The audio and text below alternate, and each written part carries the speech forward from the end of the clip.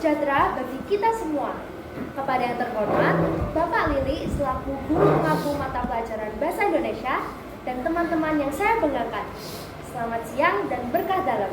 Selamat siang, Bapak dalam.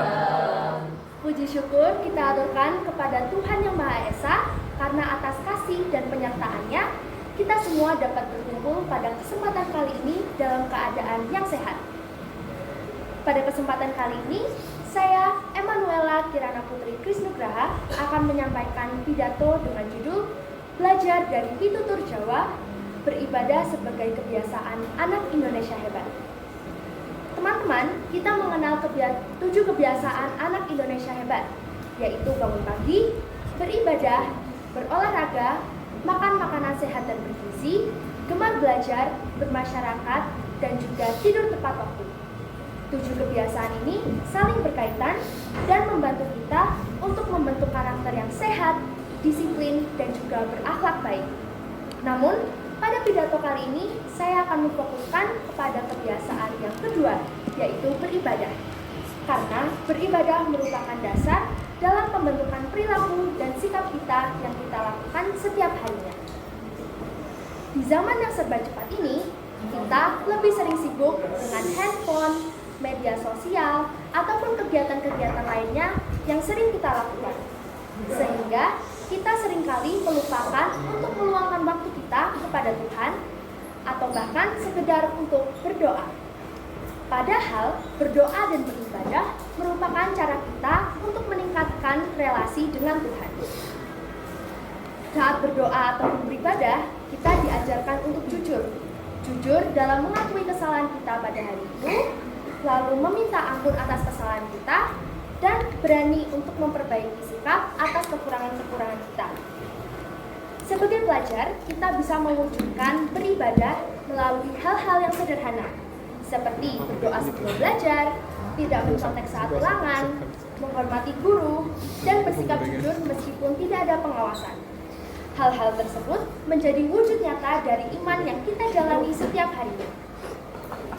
Beribadah juga memberikan kita pegangan saat kita menghadapi tekanan, seperti saat tugas kita menumpuk, atau nilai yang kurang memuaskan, bahkan saat kita mengalami permasalahan dengan teman-teman.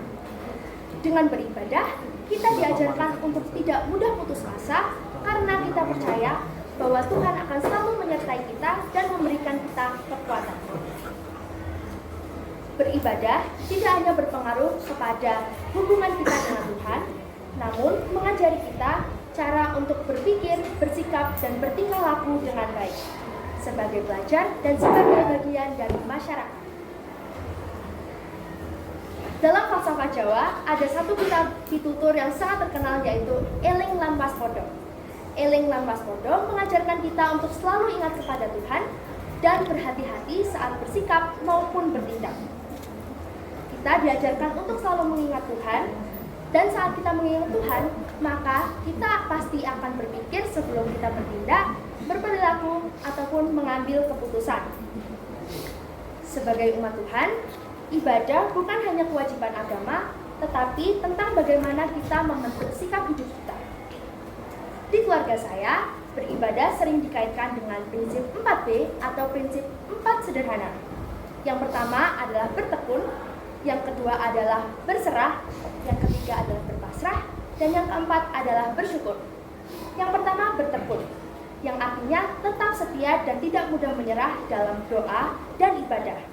Meski hasilnya tidak langsung terlihat atau doa kita tidak langsung dikabulkan, tapi dari sini kita diajarkan untuk tetap sabar dan percaya bahwa rencana Tuhan pasti yang terbaik. Lalu yang kedua adalah berpasrah. Kita diajak untuk menerima keadaan dengan hati yang tenang.